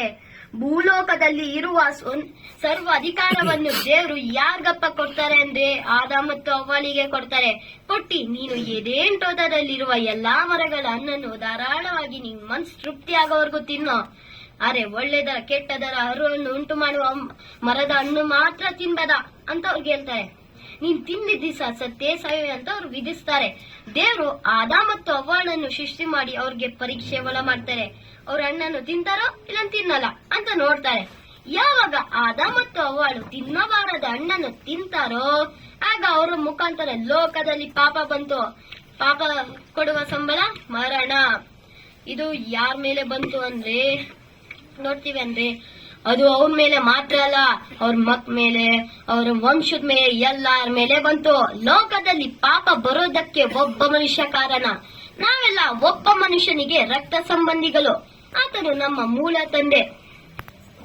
ಅಪೊಸ್ತಲ ಕೃತ್ಯಗಳು 17ನೇ ಅಧ್ಯಾಯ 26ನೇ ವಚನದಲ್ಲಿ ಹೇಳ್ತಾರೆ, ಆತನ ಒಬ್ಬನಿಂದಲೇ ಎಲ್ಲ ಜನಾಂಗದವರು ಹುಟ್ಟಿಸಿದ್ದರು.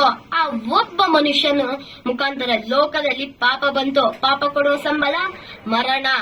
ಅದು ಲೋಕದಲ್ಲಿ ಬಂತು. ಲೋಕದಲ್ಲಿ ಜನರು ಸಾಯ್ತಿರೋದು ಯಾರ ಕಾರಣ ಅಂದ್ರೆ ಸ್ವಂತ ಪಾಪದಿಂದ ಅಲ್ಲ, ಅದು ಆದಾಮನಿಂದ ಬಂದಂತ ಮರಣ ದಂಡನೆಯಿಂದ ಲೋಕದಲ್ಲಿ ಜನರು ಸಾಯ್ತಾ ಇದ್ದಾರೆ. ರೋಮಪುರ 5ನೇ ಅಧ್ಯಾಯ 12ನೇ ವಚನದಲ್ಲಿ ಹೇಳ್ತಾರೆ ಈ ವಿಷಯ ಹೇಗಂದ್ರೆ, ಒಬ್ಬ ಮನುಷ್ಯನಿಂದಲೇ ಪಾಪವು, ಪಾಪದಿಂದಲೇ ಮರಣವು ಲೋಕದಲ್ಲಿಗೆ ಸೇರಿದ್ದವು. ಹಾಗಾದ್ರೆ ಲೋಕದಲ್ಲಿ ಪಾಪ ಹೇಗ್ ಬಂತು ಅಂದ್ರೆ ಒಬ್ಬ ಮನುಷ್ಯನಿಂದಲೇ. ಆ ಪಾಪದಿಂದ ಲೋಕದಲ್ಲಿ ಮರಣ ಬಂತು. ಇದು ಎಲ್ಲಾರ ಮೇಲೂ ಬಂತು. ಅದಕ್ಕೆ ನಾವೆಲ್ಲರೂ ಆ ಮರಣದಲ್ಲಿದ್ದೀವಿ. ಒಂದು ಚಿಕ್ಕ ಮಗು ಹುಟ್ಟಿದ ಕ್ಷಣ ಮಾತ್ರದಲ್ಲೇ ಸತ್ತೋಗುತ್ತೆ. ಅವರಮ್ಮ ಡಾಕ್ಟರ್ಗೆ ಕೇಳ್ಕೊಂತಾರೆ, ನನ್ನ ಮಗುವನ್ನು ಹೇಗಾದ್ರೂ ಉಳಿಸ್ಕೊಡಿ, ದಯವಿಟ್ಟು ಅಂತ ಜೀವ ಕೊಡಿ ಅಂತ ಅವರು ಕಾಲ್ ಕೈ ಬಿದ್ದಿ ಬೇಡ್ಕೊಂತಾರೆ. ತಂದೆ ತಾಯಿ ದೇವರ ಹತ್ತಿರ, ದೇವರೇ ನಮ್ಮ ಮೇಲೆ ಕನಿಕರ ಇಲ್ಲವೇ? ಒಬ್ಬನೇ ಮಗನನ್ನು ಏಕೆ ತಗೊಂಡ್ಬಿಟ್ರಿ? ನಿಮ್ಗೆ ಪ್ರೀತಿ ಇಲ್ವಾ ಅಂತ ಮನ್ಸಲ್ ಅಂತಾರೆ. ಹುಟ್ಟಿದ ತಕ್ಷಣ ಮಗು ಕ್ಷಣ ಮಾತ್ರದಲ್ಲೇ ತೀರಿ ಹೋಗುತ್ತೆ. ಆಗ ಎಷ್ಟು ವೇದನೆ ಆಗುತ್ತೆ ತಂದೆ ತಾಯಿಗಳಿಗೆ. ಯಾಕೆ ಈ ರೀತಿ ಆಗುತ್ತೆ? ಇದೆಲ್ಲ ಅವರು ಮಾಡಿರುವಂತ ಪಾಪನ. ಆ ಚಿಕ್ಕ ಮಗು ಏನ್ ಪಾಪ ಮಾಡೋದಕ್ಕೆ ಆಗುತ್ತೆ? ನೀವೇ ಯೋಚನೆ ಮಾಡಿ. ಇದೆಲ್ಲ ಸ್ವಂತ ಪಾಪ ಅಲ್ಲ, ಇದೆಲ್ಲ ಆದಾಮನಿಂದ ಬಂದಂತ ಮರಣ ದಂಡನೆ ಎಲ್ಲರಲ್ಲಿ ಇರೋದರಿಂದ. ಹುಟ್ಟಿದ ದಿನದಿಂದ ಮುಂಚೆ ಅವ್ರ ಮೇಲೆ ಪಾಪ ದಂಡನೆ ಇರೋದರಿಂದ ಎಲ್ಲಾರು ಆದಾಮಲ್ಲಿ ಸಾಯ್ತಾ ಇದ್ದಾರೆ. ಅದಕ್ಕೆ ದಾವಿದ ಕೀರ್ತನೆ 51ನೇ ಅಧ್ಯಾಯ 5ನೇ ವಚನದಲ್ಲಿ ಹೇಳ್ತಾರೆ, ಹುಟ್ಟಿದ ದಿನದಿಂದ ನಾನು ಪಾಪಿಯೇ, ಮಾತೃ ಗರ್ಭ ಹೊಂದಿದ ದಿನ ಎಂದರೆ ನಾನು ದ್ರೋಹಿಯೇ ಎಂದು ಅವರು ಮಾಡಿದ ಪಾಪದ ನಿಮಿತ್ತ ಅಲ್ಲ, ಇದು ಆದಾಮನಿಂದ ಬಂದಿರುವುದು. ಅದಕ್ಕೆ ಅಪೊಸ್ತಲ ಪೌಲ ರೋಮಪುರ 3ನೇ ಅಧ್ಯಾಯ 10ನೇ ವಚನದಲ್ಲಿ ಹೇಳೋದು, ನೀತಿವಂತನೂ ಇಲ್ಲ, ಒಬ್ಬನಾದರೂ ಇಲ್ಲ. ಅದರಿಂದ ಆದಾಮನಿಂದ ಎಲ್ಲರೂ ಸಾಯ್ತಾ ಇದ್ದಾರೆ. ಮೋಶೆ ಮುಖಾಂತರ ನ್ಯಾಯ ಪ್ರಮಾಣ ಕೊಟ್ಟರು, ಅಲ್ಲಿವರೆಗೂ ನ್ಯಾಯ ಪ್ರಮಾಣನೇ ಇರ್ಲಿಲ್ಲ. ಅದರಿಂದ ಯಾವ್ದ್ ಮಾಡಿದ್ರೆ ತಪ್ಪು, ಯಾವ್ದ್ ಮಾಡಿದ್ರೆ ಸರಿ ಎಂದು ದೇವ್ರು ಯಾರಿಗೂ ಹೇಳಿಲ್ಲ. ಯಾವುದೇ ಕಂಡೀಷನ್ ಇರ್ಲಿಲ್ಲ. ಕರ್ತನಲ್ಲಿ ಪ್ರೀತಿಯ ಸಹೋದರ ಸಹೋದರಿಯರೇ, ಆದವನು ಬರುವಾತ ಒಬ್ಬನಿಗೆ ಸೂಚಕ ಪುರುಷನಾಗಿದ್ದಾರಂತೆ, ಮತ್ತೆ ಒಂದು ರೀತಿ ಮಾಡೆಲ್ ಆಗಿ ಛಾಯೆ ಆಗಿದ್ದಾರಂತೆ. ಅವರು ಯಾರಂದ್ರೆ ನಮ್ಮ ರಕ್ಷಕರಾಗಿರುವ ಯೇಸು ಕ್ರಿಸ್ತರು. ಅವರು ಆದಾಮನಿಗೆ ಒಂದು ವಿಮೋಚನೆಯನ್ನು ಕೊಡ್ತಾರೆ. ಇವಾಗ ಯೇಸು ಕ್ರಿಸ್ತರನ್ನು ಎಲ್ಲಾದರೂ ಆದಾಮ ಎಂದು ಕರೆಯುತ್ತಾರ ಅಂತ ನೋಡೋದಾದ್ರೆ ಹೌದು, ಯೇಸು ಕ್ರಿಸ್ತರನ್ನು ಆದಾಮ ಎಂದು ಕರೆಯುತ್ತಾರೆ. ಎಷ್ಟನೇ ವಚನದಲ್ಲಂದ್ರೆ 1 ಕೊರಿಂಥ 15ನೇ ಅಧ್ಯಾಯ 45ನೇ ವಚನ ಅಂತಾರೆ, ಮೊದಲನೇ ಆದಾಮನು ಬದುಕುವಂತ ಪ್ರಾಣಿಯಾಗಿದ್ದರಂತೆ, ಎರಡನೇ ಆದಾಮನು ಬದುಕಿಸುವಂತ ಪ್ರಾಣಿಯಾಗಿದ್ದರಂತೆ. ಈ ಎರಡು ಆದಾಮನು ಯಾರು ಅಂತ ನೋಡೋದಾದ್ರೆ ಅದೇ ಅಧ್ಯಾಯ 47ನೇ ವಚನ ಅಂತಾರೆ, ಮೊದಲನೇ ಆದಾಮನು ಮಣ್ಣಿನಿಂದ ಸೃಷ್ಟಿಸಲ್ಪಟ್ಟಿರೋದು, ಎರಡನೇ ಆದಾಮನು ಪರಲೋಕದಿಂದ ಬಂದಿರೋರು. ಅಂದ್ರೆ ನಮ್ಮ ರಕ್ಷಕರಾಗಿರುವ ಯೇಸು ಕ್ರಿಸ್ತರು. ಅವರು ಎರಡನೇ ಆದಾಮಾಗಿ ಭೂಲೋಕಕ್ಕೆ ಬಂದು ಆದಾಮನಿಗೆ ವಿಮೋಚನಾ ಕ್ರಯದಾನವನ್ನು ಕೊಡ್ತಾರೆ. ಯಾಕಪ್ಪ? ಯೇಸು ಕ್ರಿಸ್ತರು ಸ್ವತಃವಾಗಿ ಎರಡನೇ ಆದಾಮಾಗಿ ಬರ್ಬೇಕಾಗಿತ್ತ? ಬೇರೆ ಯಾರು ಕೊಡಕ್ಕಾಗ್ತಾ ಇರಲಿಲ್ವಾ? ದೇವ್ರ ನೀತಿ ತಕ್ಕಡೆ ಏನಂತ ಇತ್ತು, ಕೈಗೆ ಕೈ, ಕಣ್ಣಿಗೆ ಕಣ್ಣು, ಪ್ರಾಣಕ್ಕೆ ಪ್ರಾಣ. ಈ ರೀತಿ ಬೇರೆಯವರು ಕೊಡ್ಬೋದಾಗಿತ್ತಲ್ಲ, ಮನುಷ್ಯರು ಕೊಡ್ಬೋದಾಗಿತ್ತಲ್ಲ. ಅದರಲ್ಲಿ ಆದಾಮ್ ಮಕ್ಕಳು ಎಷ್ಟೋ ಜನರು ಇದ್ರಲ್ಲ, ಅದಲ್ಲಿ ನಾವ್ ಅಯ್ಯೋ ಪಾಪ, ನಮ್ಮ ಅಪ್ಪ ಪಾಪ ಮಾಡಿದ್ದಾರೆ ಅಂತ ಅಂದ್ಬಿಟ್ಟು ಒಂದು ಅವ್ರಿಗೋಸ್ಕರ ಪ್ರಾಣ ಕೊಡ್ಬೋದಾಗಿತ್ತು. ಆದ್ರೆ ಕೊಡ್ಲಿಲ್ಲ. ದೇವರು ಈ ಬಲಿಯನ್ನು ಅಂಗೀಕಾರ ಮಾಡಿಲ್ಲ. ಏನಕ್ಕಂದ್ರೆ ಕೀರ್ತನೆ 49ನೇ ಅಧ್ಯಾಯ 7ನೇ ಅಧ್ಯಾಯದಿಂದ 9ನೇ ವಚನ ಅಂತಾರೆ, ಯಾವನಾದರೂ ತನ್ನ ಸಹೋದರನನ್ನು ಶಾಶ್ವತವಾಗಿ ಸಮಾಧಿಗೆ ಸೇರದಂತೆ ದೇವರಿಗೆ ಈಡನ್ನು ಕೊಟ್ರೆ ಅವನ ಮರಣದಿಂದ ತಪ್ಪಿಸುವುದಕ್ಕೆ ಸಾಧ್ಯ ಇಲ್ಲ ಅಂತೆ. ಹಂಗಂದ್ರೆ ಒಬ್ಬ ಮನುಷ್ಯ ಯಾರಿಗೂ ವಿಮೋಚನೆ ಕೊಡೋಕೆ ಸಾಧ್ಯ ಇಲ್ಲ. ಅವನಲ್ಲಿ ಪರಿಶುದ್ಧತನ ಇರುವುದಿಲ್ಲ. ಇದಕ್ಕೇನೆ ಅಪೊಸ್ತಲ ಪೌಲರನ್ನೋದು ನೀತಿವಂತನಿಲ್ಲ, ಒಬ್ಬನಾದರೂ ಇಲ್ಲ ಅಂತ. ಸರಿ, ಈ ಮನುಷ್ಯರ ಕೈಯಿಂದ ಆಗಲ್ಲ. ಈ ದೇವದೂತರು ಬರ್ಬೋದು ಅಂತಾರೆ. ಅವ್ರು ಪರಲೋಕದಿಂದ ಒಬ್ರು ಬಂದ್ಬಿಟ್ಟು ಆದಾಮನಿಗೆ ವಿಮೋಚನೆ ಕೊಡ್ಬೋದಾಗಿತ್ತು, ಆದ್ರೆ ಕೊಡ್ಲಿಲ್ಲ. ದೇವರು ಈ ಒಂದು ಬಲಿಯನ್ನು ಅಂಗೀಕಾರ ಮಾಡಿಲ್ಲ.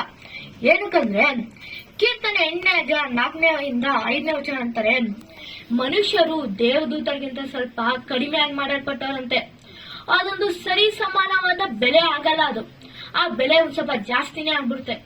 ಈ ಕಾರಣದಿಂದ ಅವರು ದೇವದೂತರು ಮತ್ತೆ ಮನುಷ್ಯರು ಒಂದು ವಿಮೋಚನೆ ಕೊಡುವುದಕ್ಕೆ ಸಾಧ್ಯ ಇಲ್ಲ. ಸರಿ, ಮನುಷ್ಯ ಕೈಯಿಂದ ಆಗಲ್ಲ, ದೇವದೂತರ ಕೈಯಿಂದನೂ ಆಗಲ್ಲ. ಪ್ರಾಣಿ ಬಲಿ ನೀಡಬಹುದಾಗಿತ್ತಲ್ಲ. ಹಳೆಯ ಒಡಂಬಡಿಕೆಯಲ್ಲಿ ಒಂದು ಹೋರಿಗಳ ಓಟಗಳನ್ನು ಬಲಿ ನೀಡ್ತಾ ಇರಲ್ಲ.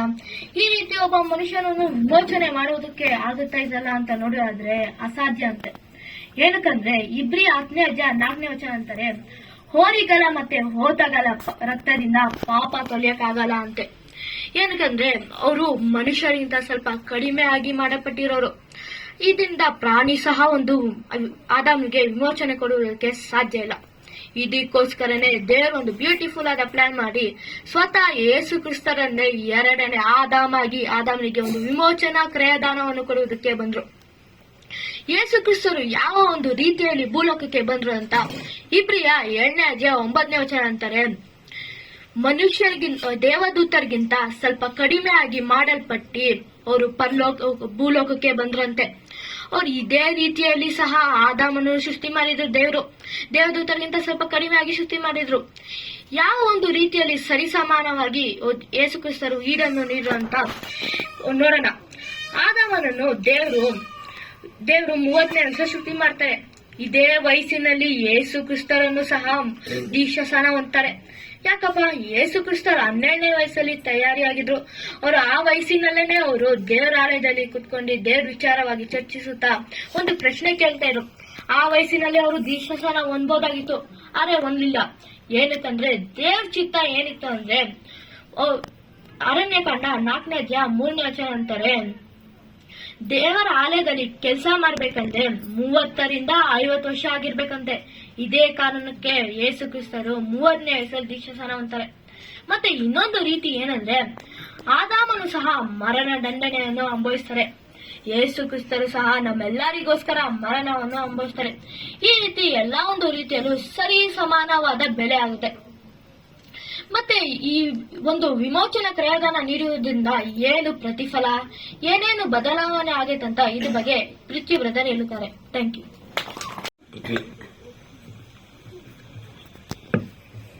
ಕ್ರಿಸ್ತನಲ್ಲಿ ಪ್ರೀತಿಯ ಸಹೋದರ ಸಹೋದರಿಯರೇ, ಯೇಸು ಕ್ರಿಸ್ತರು ಈಡು ಬಲಿ ಕೊಟ್ಟಿದ್ದರಿಂದ ಪ್ರತಿಫಲ ಏನೆಂದು 1ನೇ ಕೊರಿಂಥ 15ನೇ ಅಧ್ಯಾಯ 22ನೇ ವಚನದಲ್ಲಿ ನೋಡ್ತೀವಿ. ಯಾವ ಪ್ರಕಾರ ಆದಾಮನಿಂದ ಎಲ್ಲರೂ ಸಾಯುವವರಾದರೋ ಅದೇ ಪ್ರಕಾರ ಕ್ರಿಸ್ತನಲ್ಲಿ ಎಲ್ಲರೂ ಜೀವಿತರಾಗಬೇಕು. ಆದಾಮನಿಂದ ಸಾಯುವವರು ಅಂದ್ರೆ ಯಾರು? ಬರೀ ಕ್ರೈಸ್ತವರು ಮಾತ್ರ ಸಾಯ್ತಿದ್ದಾರಾ? ಲೋಕದಲ್ಲಿ ಪ್ರತಿಯೊಬ್ಬರೂ ಸಾಯ್ತಿದ್ದಾರೆ. ಆದಾಮನಿಂದ ಹೇಗೆ ಸಾಯುವಾಗ ಸಾಯ್ತಿದ್ದಾರೋ ಅದೇ ಪ್ರಕಾರ ಕ್ರಿಸ್ತನಲ್ಲಿ ಜೀವಿತರಾಗುವಾಗ ಜೀವಿತರಾಗಬೇಕು. ಹೇಗೆಂದರೆ 1ನೇ ಕೊರಿಂಥ 15ನೇ ಅಧ್ಯಾಯ 21ನೇ ವಚನದಲ್ಲಿ ನೋಡ್ತೀವಿ, ಮನುಷ್ಯನ ಮೂಲಕ ಮರಣವು ಉಂಟಾದ ಕಾರಣ ಮನುಷ್ಯನ ಮೂಲಕವೇ ಸತ್ತವರಿಗೂ ಪುನರುತ್ಥಾನವಾಗುವುದು ಅಂದ್ರೆ ಏನು? ಮನುಷ್ಯ ಹೇಗೆ ಸತ್ತನೋ ಅದೇ ರೀತಿ ಲೋಕಕ್ಕೆ ವಾಪಸ್ ತಿರುಗಿ ಬರುವುದೇ ಪುನರುತ್ಥಾನ. ಅಪೊಸ್ತಲರ ಕೃತ್ಯ 24ನೇ ಅಧ್ಯಾಯ 15ನೇ ವಚನದಲ್ಲಿ ನೋಡ್ತೀವಿ, ನೀತಿವಂತರಿಗೂ ಅನೀತಿವಂತರಿಗೂ ಪುನರುತ್ಥಾನ ಇದೆ. ಅನೀತಿವಂತರಿಗೂ ಅಂದ್ರೆ ಯಾರು? ನಂಬದೇ ಇರುವವರಿಗೂ. ಅನೀತಿವಂತರಿಗೂ ಅಂದ್ರೆ ಲೋಕದಲ್ಲಿ ನಂಬದೇ ಇರುವವರಿಗೂ ಪುನರುತ್ಥಾನ ಇದೆ. ಇದನ್ನು ಯೇಸು ಕ್ರಿಸ್ತರು ಹೇಳ್ತಾರೆ. ಯೋಹಾನ 5ನೇ ಅಧ್ಯಾಯ 28ನೇ ವಚನದಲ್ಲಿ ಹೇಳ್ತಾರೆ, ಆಶ್ಚರ್ಯ ಪಡಬೇಡಿರಿ, ಸಮಾಧಿಗಳಲ್ಲಿ ಇರುವವರೆಲ್ಲರೂ ಆತನ ಧ್ವನಿ ಕೇಳಿ ಎದ್ದು ಬರುವ ಕಾಲ ಬರುತ್ತದೆ. ಒಳ್ಳೆಯದನ್ನು ಮಾಡಿದವರಿಗೆ ಜೀವಕ್ಕಾಗಿ ಪುನರುತ್ಥಾನವಾಗುವುದು, ಕೆಟ್ಟದ್ದನ್ನು ಮಾಡಿದವರಿಗೆ ತೀರ್ಪಿಗಾಗಿ ಪುನರುತ್ಥಾನವಾಗುವುದು. ತೀರ್ಪು ಹೊಂದಿದ ತಕ್ಷಣ ನಾವ್ ಏನ್ ಅನ್ಕೋತೀವಂದ್ರೆ, ಕೆಟ್ಟದನ್ನು ನಡೆಸಿದವರಿಗೆ ನರಕಕ್ಕೆ ಹಾಕ್ಬಿಟ್ಟು ಚಿತ್ರ ಹಿಂಸೆ ಕೊಡ್ತಾರೆ ಅಂತ ಅನ್ಕೋತೀವಿ. ಆಮೇಲೆ ಒಳ್ಳೆದನ್ನ ಮಾಡಿದವರಿಗೆ ಪರಲೋಕಕ್ಕೆ ಕರ್ಕೊಂಡು ಹೋಗ್ತಾರೆ ಅಂತ ಅನ್ಕೋತೀವಿ. ತೀರ್ಪಂದ್ರೆ ಅದಲ್ಲ. ಯೇಸು ಕ್ರಿಸ್ತರು ನಮ್ಮೆಲ್ಲರ ಪಾಪಗಳಿಗೆ ದಂಡನೆನ ಅನುಭವಿಸಿದ್ರು ಅಂತ ಯೆಶಾಯ 53ನೇ ಅಧ್ಯಾಯ 5ನೇ ವಚನದಲ್ಲಿ ನೋಡ್ತೀವಿ. ನಮ್ಮ ದ್ರೋಹಗಳ ದೆಸೆಯಿಂದ ಆತನಿಗೆ ಗಾಯವಾಯಿತು, ನಮ್ಮ ಅಪರಾಧಗಳ ನಿಮಿತ್ತ ಅವನು ಜಜ್ಜಲ್ಪಟ್ಟನು, ನಮಗೆ ಸುಕ್ಷೇಮವನ್ನುಂಟು ಮಾಡುವ ದಂಡನೆಯನ್ನು ಯೇಸು ಕ್ರಿಸ್ತರು ಅನುಭವಿಸಿದ್ರು. ಮೇಲೆ ನ್ಯಾಯ ತೀರ್ಪಾಗುವಾಗ ತಿರ್ಗಾ ನನ್ಗೆ ದಂಡನೆ ಕೊಡ್ತೀನಿ ಅಂದ್ರೆ ಇದು ನ್ಯಾಯನಾ? ಇದು ನ್ಯಾಯದ ತೀರ್ಪಲ್ಲ. ಇವಾಗ ಒಂದು ಉದಾಹರಣೆ ನೋಡೋಣ. ದುಬೈನಲ್ಲಿ ಇದ್ದೀವಿ ಅನ್ಕೊಳ್ಳೋಣ. ಆಗ ಅಲ್ಲಿನ ಒಂದು ಸಿಸ್ಟಮ್ ಏನಂದ್ರೆ, ಕಳ್ತನ ಮಾಡಿದ್ರೆ ಆ ಜಾಗದಲ್ಲೇ ತೀರ್ಪು ಕೊಡ್ತಾರೆ. ಹೇಗಂದ್ರೆ, ಇವಾಗ ನಾನು ಕಳ್ತನ ಮಾಡಿದೀನಿ ಅನ್ಕೊಳ್ಳೋಣ. ಅಲ್ಲಿ ಕಳ್ತನ ಮಾಡಿ ನಾನು ಸಿಕ್ಕಾಕೊಂಡ್ರೆ ಅಲ್ಲಿ ಆ ಜಾಗದಲ್ಲೇ ತೀರ್ಪು ಕೊಡ್ತಾರೆ. 50 ಚಡಿ ಕೊಡ್ತೀನಿ ಅಂತಾರೆ. ಆಗ ನನ್ನ ಸ್ನೇಹಿತ ಇಟ್ಕೊಂಡು ಅವನ ಕೈಯಲ್ಲಿ ತಗೋಕ್ಕಾಗಲ್ಲ, ನನಗೆ ಆ 50 ಚಡಿ ಕೊಡಿ ಅಂತ ಹೇಳ್ತಾರೆ. ಆಗ ಆ 4-5 ಚಡಿ ಏಟ್ನೆ ಸಹಿಸ್ಕೊಳಕ್ಕಾಗಲ್ಲ. ನನ್ನ ಸ್ನೇಹಿತ ಎಲ್ಲ ಚಡಿ ಏಟ್ನ ತಿಂದಾದ್ಮೇಲೆ ತಿರ್ಗಾ ನನ್ನನ್ನ ಕರೆದ್ಬಿಟ್ಟು ಚಡಿ ಕೊಡ್ತೀನಿ ಅಂದ್ರೆ ಇದು ನ್ಯಾಯನಾ? ಇದು ಅನ್ಯಾಯದ ತೀರ್ಪು, ನ್ಯಾಯದ ತೀರ್ಪಲ್ಲ. ಅದಕ್ಕೆ ಇದನ್ನೇ ಯೇಸು ಕ್ರಿಸ್ತರು ಹೇಳ್ತಾರೆ, ತೀರ್ಪು ಮಾಡೋದಕ್ಕಾಗಿ ಬಂದಿಲ್ಲ ಯೇಸು ಕ್ರಿಸ್ತರು, ಲೋಕಕ್ಕೆ ರಕ್ಷಿಸುವುದಕ್ಕೆ ಬಂದಿರುವುದು. ಯೋಹಾನ 3ನೇ ಅಧ್ಯಾಯ 17ನೇ ವಚನದಲ್ಲಿ ಹೇಳ್ತಾರೆ, ದೇವರು ತನ್ನ ಮಗನ ಮುಖಾಂತರ ಲೋಕಕ್ಕೆ ರಕ್ಷಿಸುವುದಕ್ಕಾಗಿ ಆತನನ್ನು ಕಳುಹಿಸಿಕೊಟ್ಟಿದ್ದಾರೆ, ಹೊರತು ತೀರ್ಪು ಮಾಡುವುದಕ್ಕಾಗಿ ಅಲ್ಲ. ಸತ್ತವರೆಲ್ಲ ಯಾವಾಗ ಎದ್ದು ಬರ್ತಾರೆ ಅಂದ್ರೆ, ಯೇಸು ಕ್ರಿಸ್ತರು 2ನೇ ಬರುವಿಕೆಯಲ್ಲಿ 1000 ವರ್ಷ ಆಳ್ವಿಕೆ ಮಾಡ್ತಾರಲ್ಲ, ಆವಾಗ ಯೇಸು ಕ್ರಿಸ್ತರು ಸಮಾಧಿಗಳಲ್ಲಿರುವವರನ್ನೆಲ್ಲ ಎಬ್ಬಿಸ್ತಾರೆ. ಎಬ್ಬಿಸ್ಬಿಟ್ಟು ಸೈತಾನ ಕಟ್ಟಾಕ್ತಾರೆ. ಸೈತಾನ ಏಕೆ ಕಟ್ಟಾಕ್ತಾರೆ ಅಂದ್ರೆ, ಇನ್ನು ಜನರನ್ನ ಮಂಕುಗೊಳಿಸಬಾರ್ದು, ಮೋಸಗೊಳಿಸಬಾರ್ದು ಅಂತ ಕಟ್ಟಾಕ್ತಾರೆ. ಆಮೇಲೆ ಈ ಪ್ರಪಂಚದ ದೇವರು ಎಲ್ಲರನ್ನು ಕಣ್ಣುಗಳನ್ನ ಮಂಕು ಮಾಡಬಾರ್ದಂತ ಕಟ್ಟಾಕ್ತಾರೆ. ಅವರಿಗೆ ಸತ್ಯ ತಿಳಿಯದ ರೀತಿಯಲ್ಲಿ ಸೈತಾನ ಕಟ್ಟಾಕ್ತಾರೆ, ಮೋಸಗೊಳಿಸದ ಹಾಗೆ ಕಟ್ಟಾಕ್ತಾರೆ. ಅದಕ್ಕೆ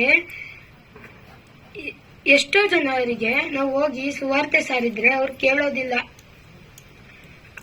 ಅದಕ್ಕೆ ಯೇಸು ಕ್ರಿಸ್ತರು 2ನೇ ಬರುವಿಕೆಯಲ್ಲಿ ಬಂದು ಮೊದಲು ಸೈತಾನ ಕಟ್ಟಾಕ್ತಾರೆ. ಯಾಕಂದ್ರೆ ಸತ್ಯ ಕೇಳಬೇಕು ಎಂದು ಎಲ್ಲರ ಕಣ್ಣುಗಳನ್ನು ತೆರೆಯುತ್ತಾರೆ.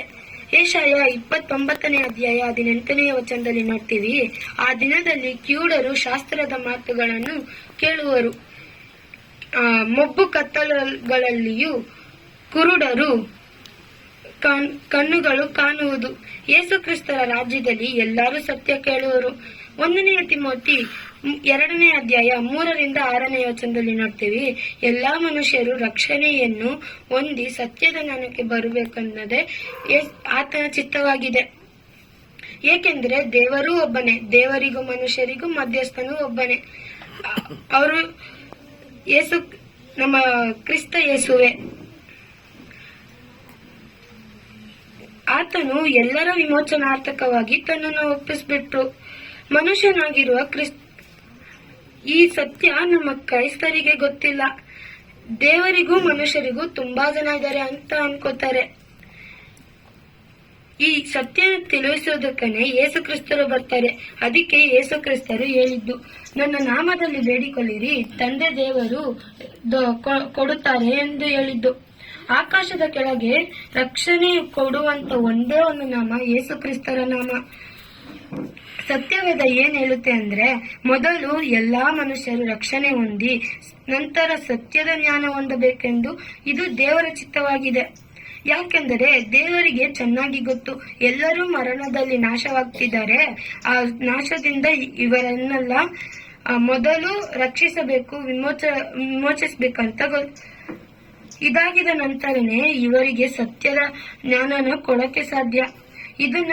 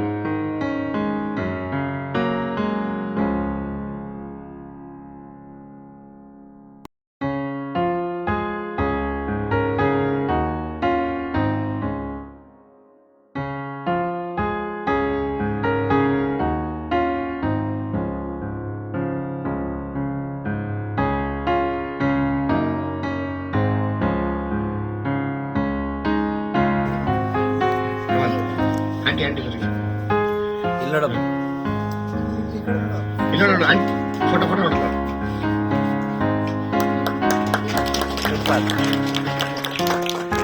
ನೆಕ್ಸ್ಟ್ ಚೈತನ್ಯ. ನೆಕ್ಸ್ಟ್ ಚೈತನ್ಯ. ಇದು ಇಷ್ಟ ಚೈತನ್ಯ. ಇಲ್ಲಿ ನೋಡಮ್ಮ. ಹಾ.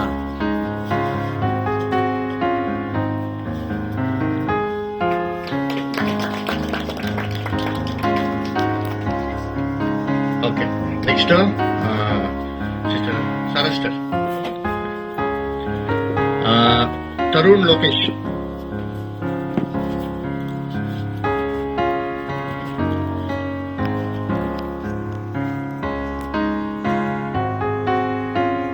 ತರುಣ್ ತರುಣ್ ಈಗ ಬರ್ತಾರೆ ಹಂಗೆ.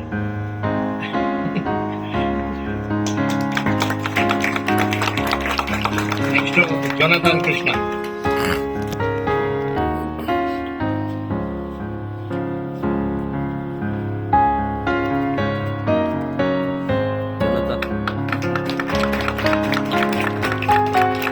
Next thank you sir thank you.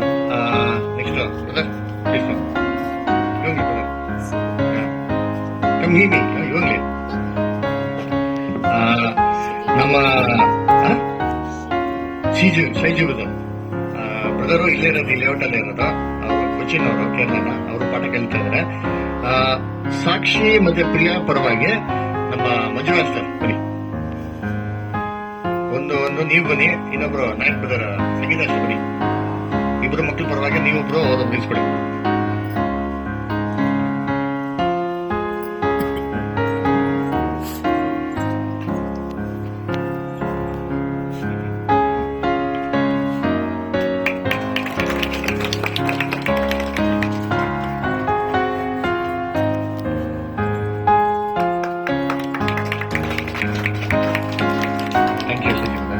Okay next Samuel Veerabhadra. Samuel ಬ್ರದರ್ಗೆ ಕೊಡಬೇಕಾಗಿ ಅಶೋಕ್ ಬ್ರದರ್.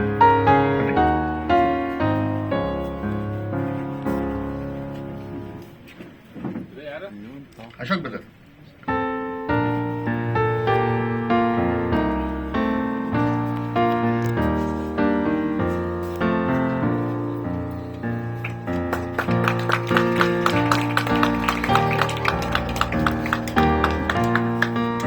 ಸರ್ಪ್ರೈಸ್ ಆಗ್ತದೆ ಈಗ ಯಾಕೆ ಕಮ್ಮಿ ಕೊಡ್ತಾವ್ರೆ ಬರೋ ವರ್ಷ ಕಲ್ಕಂತ. ಸರಿ next Nikhita.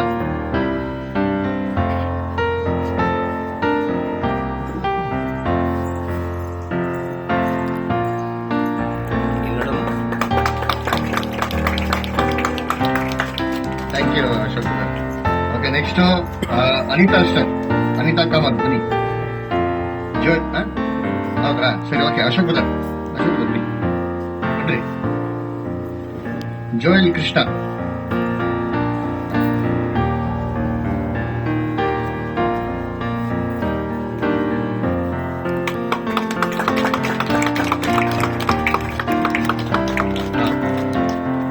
Tanusha Lokesh.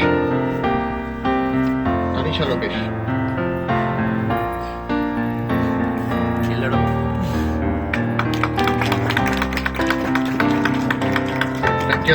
Thank you Ashok sir. Rashmi sister welcome. ನಮ್ಮ ರಶ್ಮಿ ಸಿಸ್ಟರ್ ಸರ್ಪ್ರೈಸ್ ಗೆಸ್ಟ್. ನಾನು ನೋಡ್ಬಿಟ್ಟು ನಂಗೆ ಶಾಕ್ ಆಗ್ಬಿಟ್ಟು. Very good thank you and welcome for coming. Vasu Davanagere.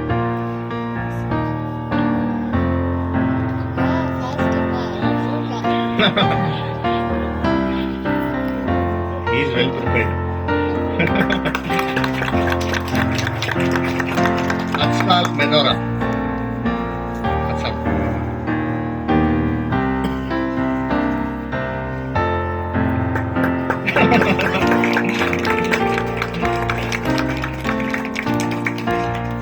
Thank you. Next Gaurav sir, bani. Rashmi, Gaurav sir, bani. Joshua Kevin.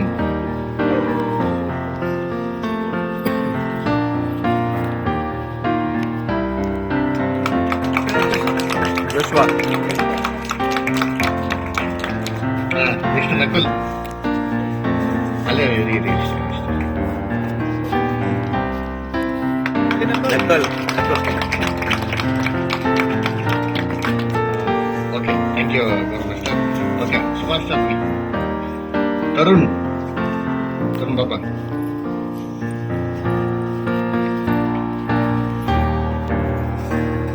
Tarun Tarun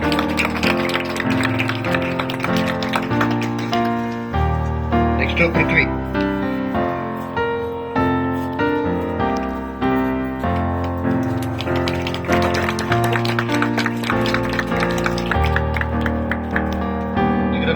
ಯೇಸು ಕ್ರಿಸ್ತ ನಮ್ದು ವಂದನೆಗಳು ಸಲ್ಲಿಸ್ತೀನಿ.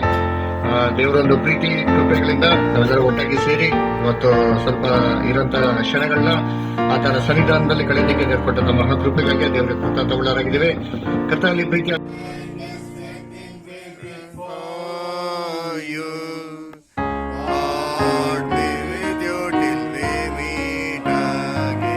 ಏನಾಗಿದೆ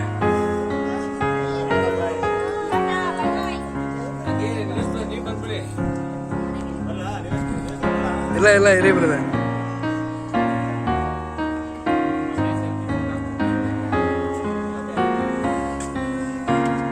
ಎಲ್ಲ ಕವರ್ ಆಗಿ ಎಲ್ಲ ಹ್ಯಾಂಡ್ ವೇವ್ ಮಾಡಿ